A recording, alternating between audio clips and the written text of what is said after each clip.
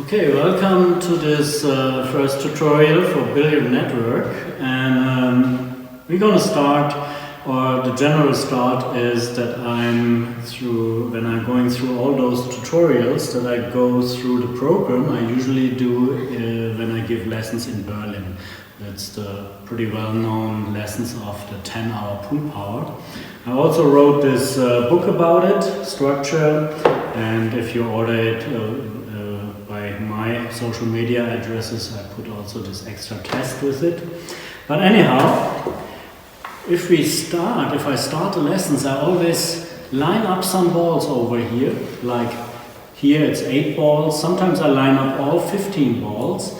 And the first question to my student is, if you got ball in hand, so let's say around 1 diamond distance, how many out of 8 or out of 15 balls can you pot if you just have to pot the ball? There is no position required and you have to have another time ball in hand for the next ball. So how many can you pot? And if it's a better player, of course, you're gonna answer like all 8 probably, right?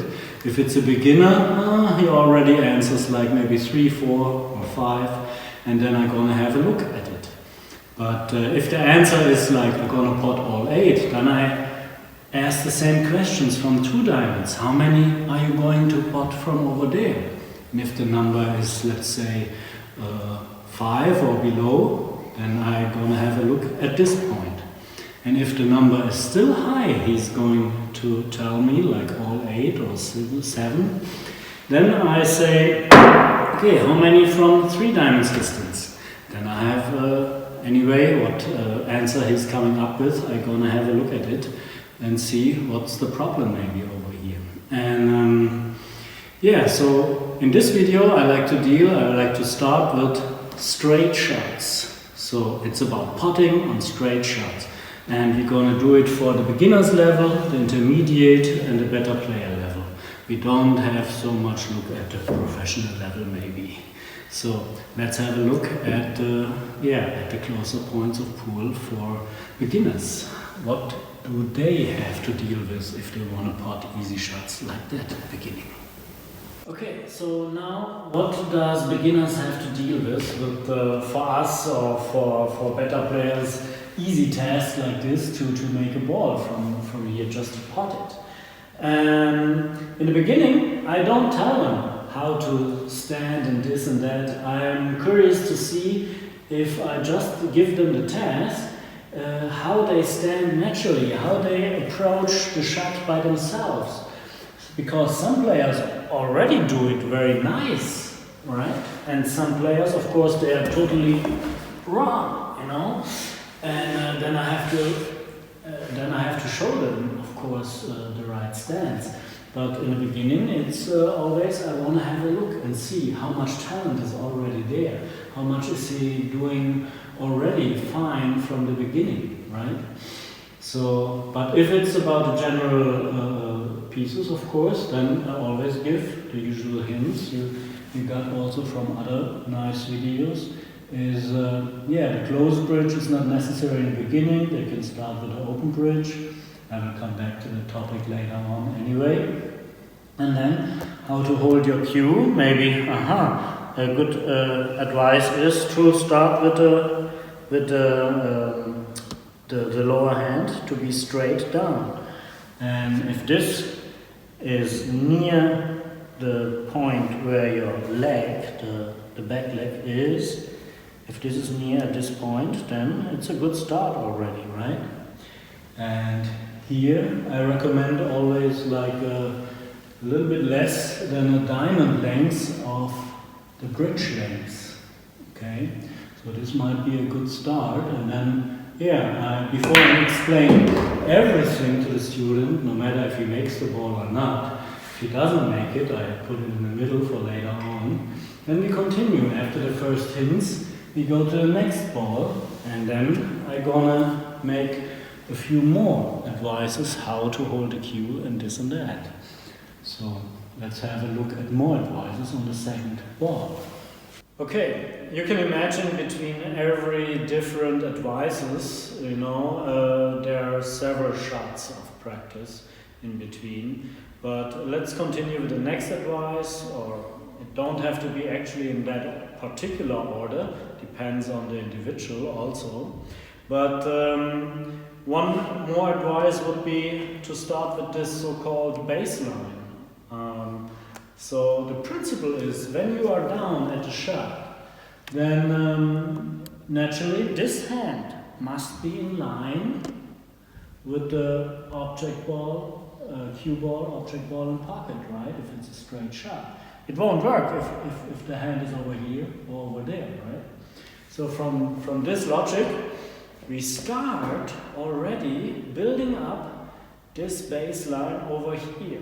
So you can do it like this and try to make a movement around it, or you can build up like this, more on the side of your leg, and yeah, it don't have to be like this, it looks not so good. It can be look very relaxed. You see, this hand is already in line to that shot. And when I'm walking into the shot, I try to keep that line.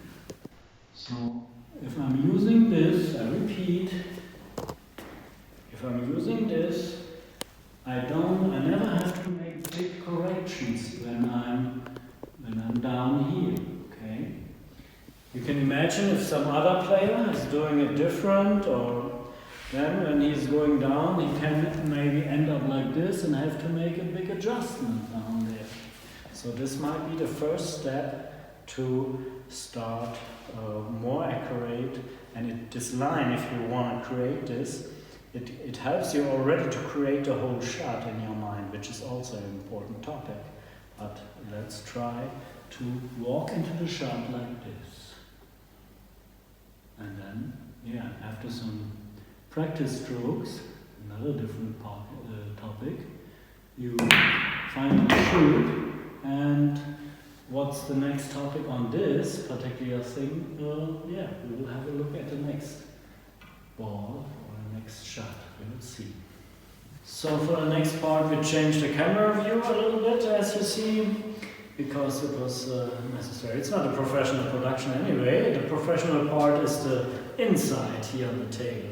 And so for the next part, it's about, yeah, after that, when we are down on the shot, then the next topic is the alignment. Of course, it's helpful if you are, right, with your cue over your chin, nose maybe. You can make things like this. This is not so good from an optical point of view, or changes like that. Sometimes your head also is like, when you have it like this, then this eye is more in front than that one, or the other side. Or if some players have it also on the right eye, because sometimes it's stronger, the right eye, and then you can tolerate that. You can tolerate also more difficult for right-handers to have a strong left eye. So that's why they sometimes do corrections like this to get it better. But this is not necessary, of course. This or that way, this or that strong eye, you can still make it work when you have it in the middle, but you can tolerate this or that if this makes sense from the individual, of course. And yeah, and then you keep your heads straight, and maybe your elbow is an important part, that your elbow is at the same height over the cue, so not like this or like that.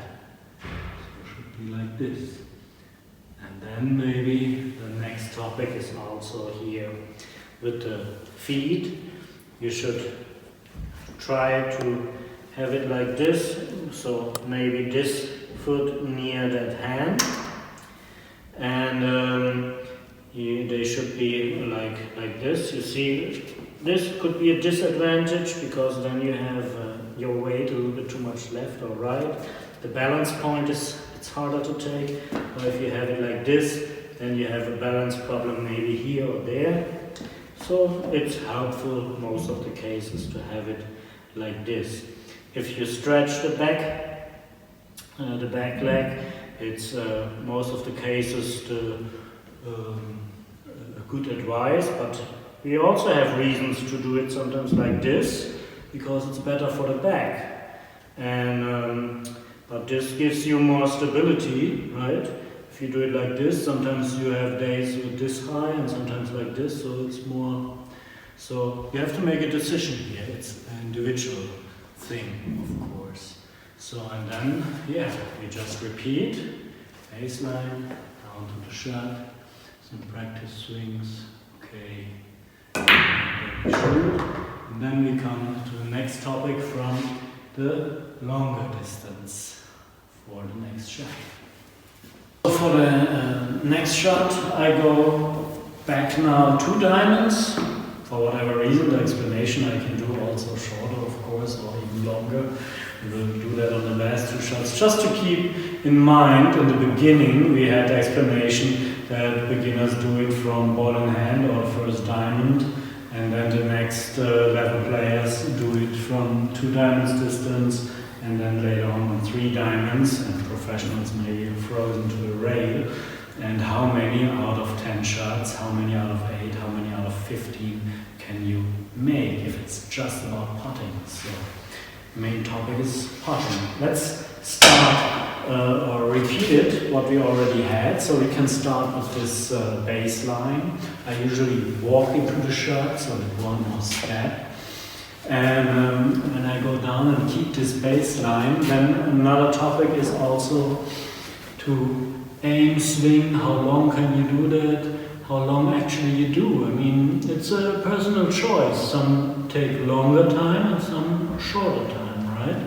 And let's see, my advice is always, you can swing as much as you want until you feel comfortable, until you think this ball has a chance, and then you say, okay.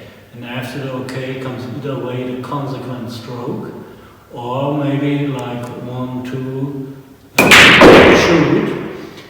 It doesn't matter if it's this way or that way, but you should make it consistent, always the same. So we didn't have scientific research yet if after the okay it's immediately the stroke, or if it's better to have after the okay it's a 1, 2 and stroke. Until then, it's your personal choice, right? But so far, my personal thing is I swing until I feel comfortable and I think it's a good, and then okay, and then 1, 2, shoot. But this is also a matter of a stroke, and I will come back to the topic of stroke later on in another tutorial when it's about follow and draw shots. So here it's about putting only. And here, an interesting point is, okay, where do I aim? I mean, I go back and forth with the eyes, right? But at the moment of okay, 1, 2, and when I move back, then my eyes are in front on the object ball. So it's up and down, okay, 1, 2, and my eyes are up on the object ball doing the whole stroke. So that's usually the last side is. There are only a few exceptions of players who do it different. Okay, let's move to the next topic then on the 5 and the 6. So the next thing is you recognized that I give like a little okay before I shoot actually, or before I do the actual stroke. And why am I doing this? It's a matter of, if you don't have a trainer or some other players who's taking a look at you, it's also helpful to make a little bit self-analysis. So, and to do that, you can always, then you can analyze yourself by, was it this or that mistake? Because if you miss a shot, then always the people asking questions, oh, why did I miss that? Was it this or was it that? Did I made a wrong movement? My stance was wrong, or my aiming, whatever. So it's like people have 300 topics in mind why they can miss a shot. I try to limit it at the beginning at 2 possibilities only. And I have to do this certain okay when I do approach the shot, I do aiming, I can make minor corrections, not big ones, then I have to go up again, right? But minor occasions, it's like changing the weight a little bit, right? And that's enough to miss the shot. So you have to do that, make adjustments until you feel, until you say, okay. And the law is, after you say okay, there's no adjustment allowed anymore. Totally forbidden. And this even helps you to really have a close look if you are really 100% behind the shot and say okay. And after the okay comes only the stroke, the consequent stroke. And if you miss, like now, then there are only two. I mean, if you make it, it's a nice confirmation. But if you miss, there are only two possibilities which were wrong. Either way, my approach, my aiming was wrong, so I have to correct that. Or I made a unallowed movement which is not allowed. So with this point, and if you, in the beginning, when you ask yourself the question, it's hard to answer it, but after a while you get a feel for it, and then your answer will be nice. So here I made a little movement, maybe during the stroke. And so now let's set it up again, and then you concentrate really. And I did also not my usual 1, 2, 3. So this time you do it like clean, like this. Okay, 1, 2, 3, and then clean. So, and of course we have another shot at the 6th ball, another topic here to continue with the same topic on the 6th. So, well, we changed the camera view again for this next shot. I checked the 5 ball before again. I guess it wasn't a big movement I did. It was just sloppy aiming, I guess, because I was so concentrated on the camera thing. So, anyhow, this okay helps you, I repeat it, this okay helps you to analyze yourself. Is it an optical thing you have to change? For example, if you miss a shot and it is an optical or aiming point of view, then most of the cases the people always miss on the same side, always on the right or always on the left, right? And if it's sometimes this or this side, then it's then it's sometimes more movement or so, or it's just the beginner's thing. But here we are not at the beginner's part anymore. So therefore, if it's an optical thing and you always miss, for example, on the right, in the beginning, I wouldn't mind to aim more on the left, even though it looks for you strange to aim away from the pocket. Just do it for a little time and see what's going to happen. Even if you make then the shot, some players still think, oh, why should I do that? I like to aim in the pocket and not away from the pocket. It's only the beginning. After a while, your inner visual part will recognize this. Oh, it's going to work when I aim more on this side. And in the beginning, it might look a little bit awkward if you aim always on the left in order to make the ball, but after a while it will look very natural and it will look very straight again. So this is the optical part. I mean, I would recommend to do that in the beginning before you go for optical doctor or something like that, because then it can get very complicated. You have to trust your inner correction and ability of your body to correct things like that. And the other thing is, so let's do a swing, little corrections until okay, 1, 2, shot, no correction allowed.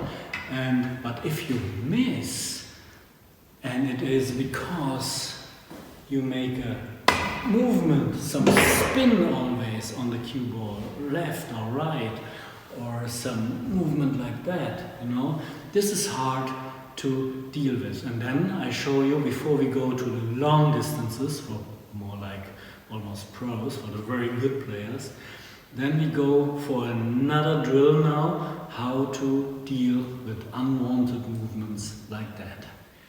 Okay, so if you have the problem of, after the okay, with the visual thing we had before, and if it's a slight movement, sometimes it's a habit to do always that, or always this. It can be a slight movement, it can be a big movement, right? And it's most of the cases always the same. And so how can we deal with it? What can we practice to get it better?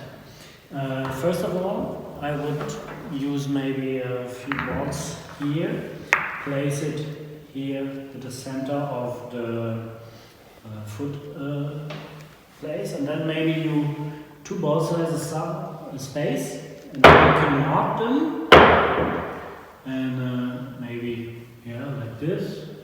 So when you practice this, you don't have to, it's easier to replace them. Okay, and then you have the cue ball over there. It's a common drill, right? It's a common thing to move the cue ball always up and down. Maybe with in the beginning, for beginners, speed 2, you see, a little bit of spin is enough to get it out of the way. So how can we get this? And not only for beginners, but also for better players with speed 3, up, down and up in a straight line.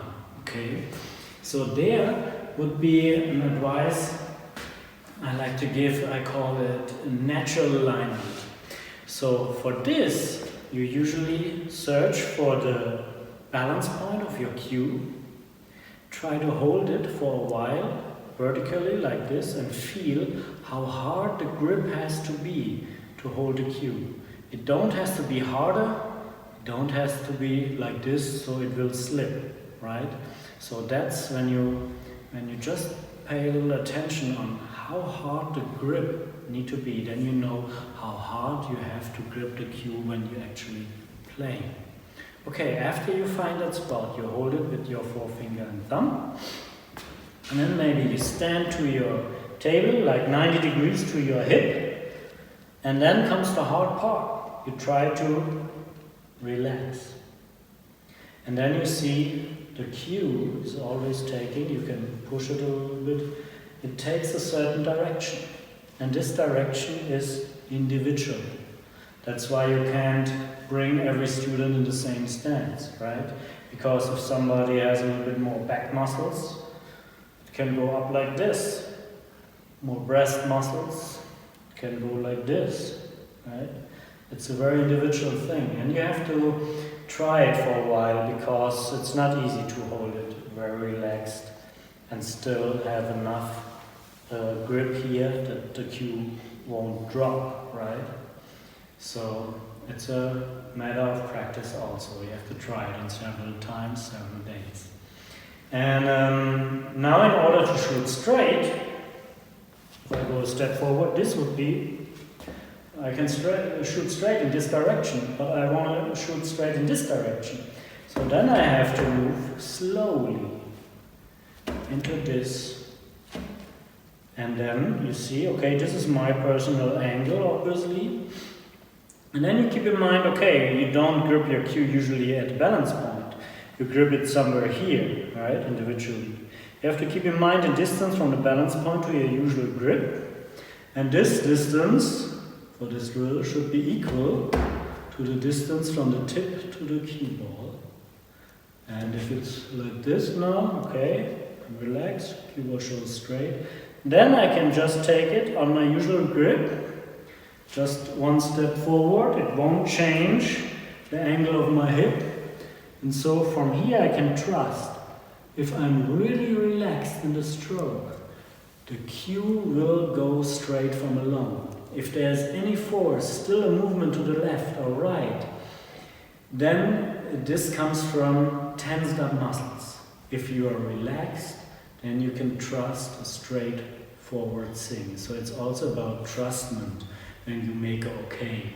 The okay means the arm trusts They're aiming the eyes, that they are having a sharp look at it, and the eyes trusting the arm that he's doing his straight job. Okay, so let's have a look at the shot, basically.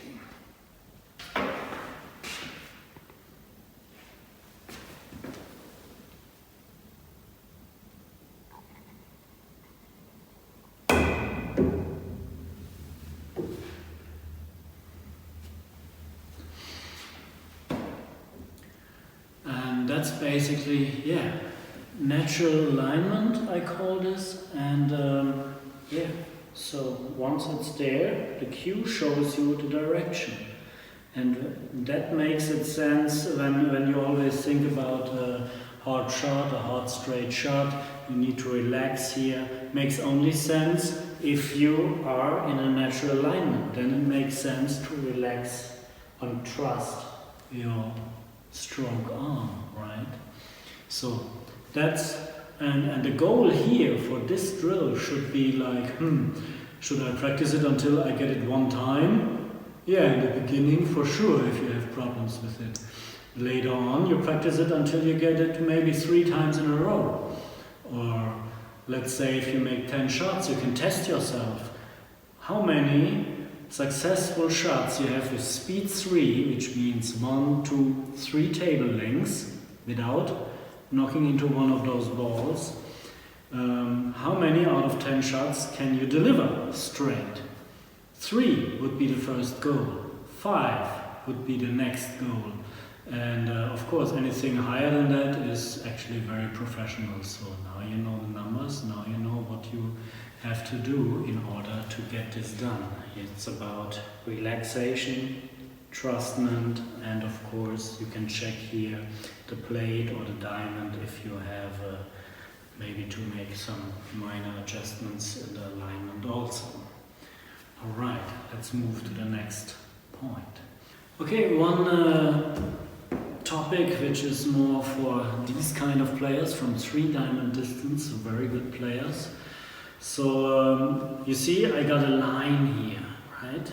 And this line is on 2 different levels, on the rail and down on the table, but straight. And in this case it's straight in line to our shot.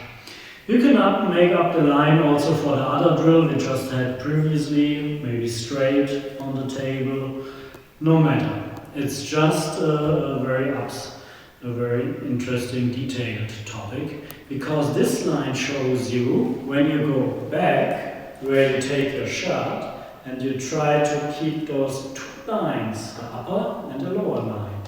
Try, when you go down to the shot, try to keep them above together.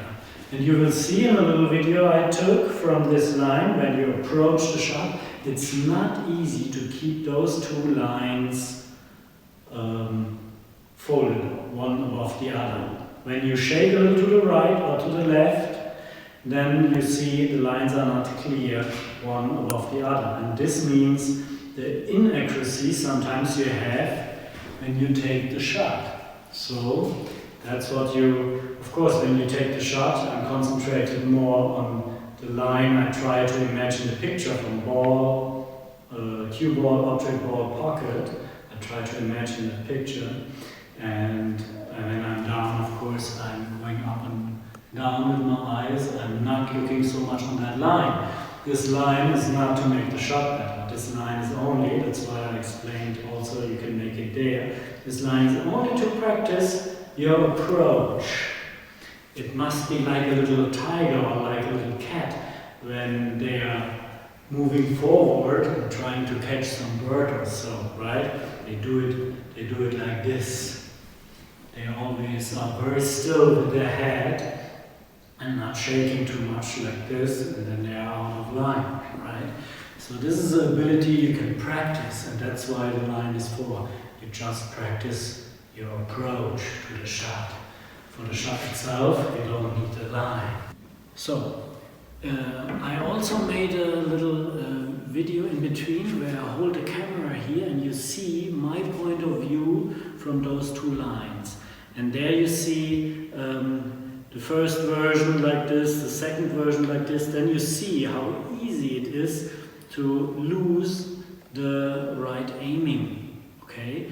And then I show you the third part of this little in-between video, shows you how to approach and keeping those lines together, usually. So this is only about practice to keep those lines together and make your approach to the shot a little bit more accurate, that's all. Later on, for the shot itself, you don't need those lines anymore, and you don't have to take care of course.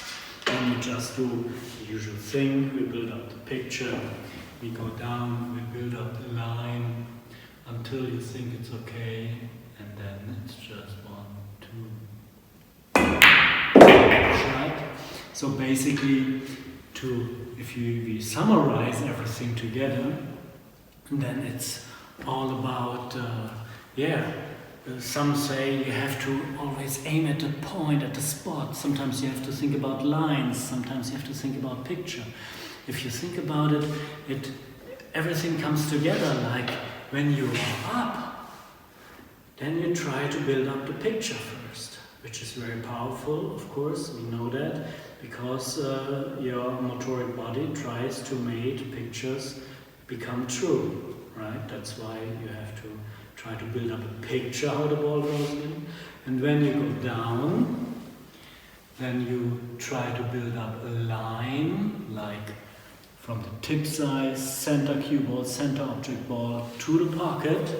So picture, line, and until you see the line, until you find the line, and then it's okay. 1, 2, and then it's just the spot. Your eye keeps the spot of the object ball in your eyes. And if you miss the shot, no matter, can happen, right? Corona times, out of practice. So you just continue. Picture, line, aiming, okay, 1, 2. So now you see how complicated. We started on beginner's version, it's so complicated just to pot a straight shot, right? So many topics. So, of course, some videos you can see on YouTube, they are very helpful for a lot of players. But there are always still some players, also if you watch this video, who have difficulties because there are so many individual parts in the videos, so that you shouldn't hesitate. If you have problems there, if you don't, you just continue. If you have problems there, you just don't hesitate to go instructor, some professional instructor. We have so many professional instructors throughout the world. Also, for example, the thing here with the line, for example, I got this advice from Hunter Lombardo, a good friend of mine, very nice instructor in New York, for example. You can find very great instructors in Taiwan, for example, Co-Brothers, or in Germany, in US, so don't hesitate to take lessons, why not? They help you to find your individual solution, and of course you can also, you're very welcome to come to Berlin at one time or another. I'm waiting for you. Thank you very much, and let's see what comes up next in the next video, in the next tutorial.